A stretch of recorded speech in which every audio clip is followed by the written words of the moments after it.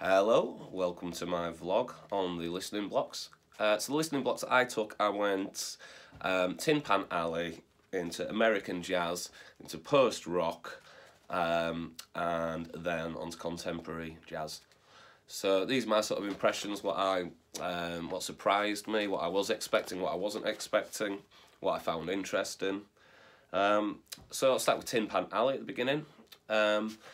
So, like, it was a term I've been familiar with. I've heard it, certainly, and had some sort of idea of its connection to jazz, but I didn't really have any concrete idea of what it really involved. But then, like, when I started listening through to the songs, they were all very evocative of a certain American aesthetic and era, I felt.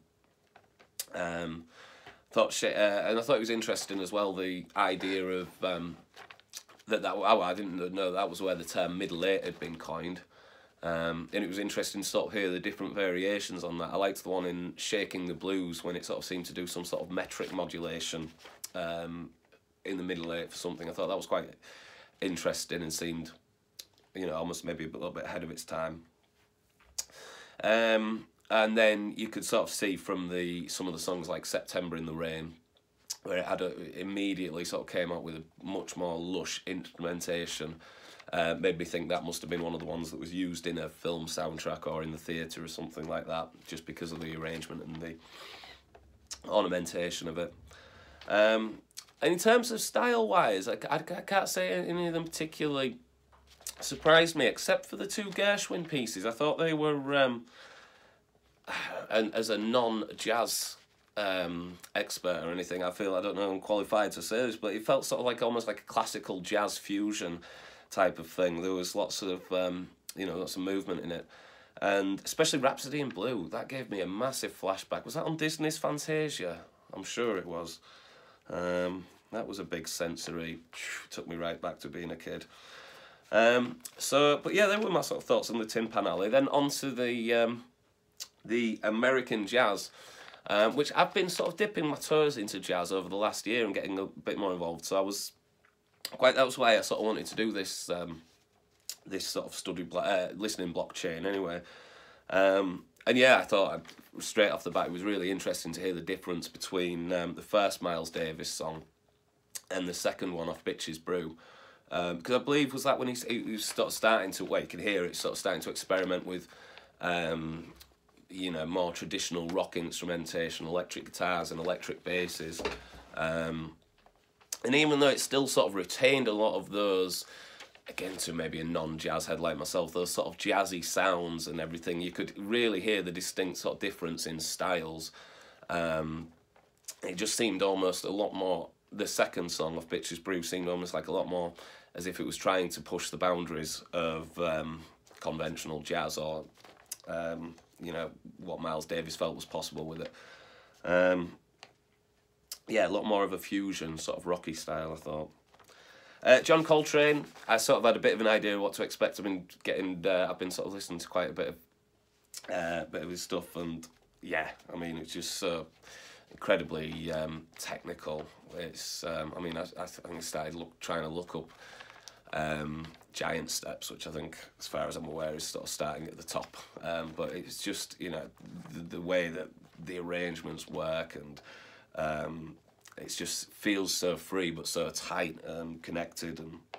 And then the Bill Evans trio, I can't remember. Well, I'm sure this must be the one you said.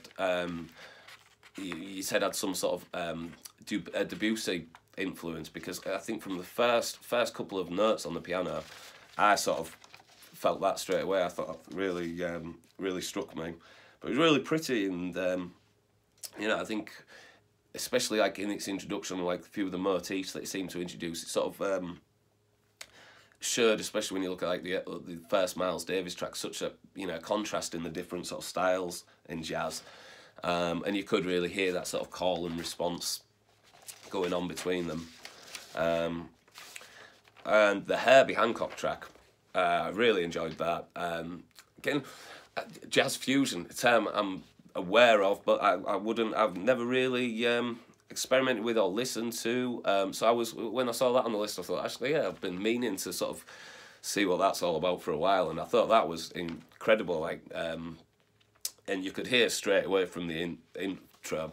I know you'd said he'd hired some jazz music, funk musicians, but it was all funk from the go, and it got me sort of, because it took a while then for the sort of jazz element to get introduced, and it sort of left me in anticipation, sort of, wow, how was it going to fit in and everything. But I thought it was really cool, especially the sort of big crescendo at the outro, then into that funky, cool bit again. Yeah, I thought that was really good. That's probably something I'm going to listen to again and get into myself. And then the Keith Colm concerts one. I actually, after you'd mentioned it in one of the lectures, I went and listened to that, and it blew me away really how beautiful it was. And but I think knowing the fact, I think I'd appreciate the music anyway, but then knowing the backstory of it being improvised, it was, you know, it's just sort of incredible really. And it's the way it sort of all sounds like separate pieces, but all sort of one entity at the same time. I thought it was really beautiful. But yeah, it didn't particularly surprise me, because like I say, I was already fairly familiar. So onto the post-rock, which I took as an alternative to prog. I try and be open-minded, but an hour of prog just didn't seem that exciting to me. So I went with post-rock, which is a bit more familiar with. And again, I know the term, but if someone had asked me to give them a definition, I would have really struggled. But I think the way you've explained it sort of really encapsulates to me what I would have been attempting to put into words myself. Yeah, the sort of sonic textures, but like especially with the Velvet Underground, the Lou Reed, with Lou Reed's sort of deadpan delivery, which in his sort of solo stuff, I think it becomes far more deadpan, but you still hear the sort of deadpanness of it in the early stuff, but it's got a little bit more, I think, youthful spritefulness to it. But yeah, the sort of distortion and the haunting weirdness, and I think especially at the time, it's always made me think at the time like how exciting it must have been to hear the Velvet Underground compared to, you know, what was about the rest of the time. Yeah, and the Mel Machine music though, I know it was meant to be like a protest piece or something, but I didn't listen to the full thing of that. That was very Lou Reed. But yeah, no, I thought it was, and the Sonic Youth thing, I thought it was right what you sort of said about the way that they still, you know, incorporated songs and melody and harmony into there, but again, sort of like juxtaposed with these sort of grainy, distorted textures, created quite a certain sort of feeling. And then finally, on to the contemporary jazz. So this one I found really interesting in looking at it almost like through a postmodern lens, the fact that each of the tracks I felt really had some distinct fusion sort of element to it, all with varying levels of jazz influence, I felt. You know, some of them, especially, you know, Summon the Fire was very, very EDM influenced, I felt. The most classic, what I would sort of think of in my head as classical jazz sounding ones were the Kamasi tracks. I thought they were really nice. But yeah, everything sort of seemed very experimental. I mean, I was already familiar with the Snarky Puppy stuff, especially Lingus with the guy. You know, that's incredible.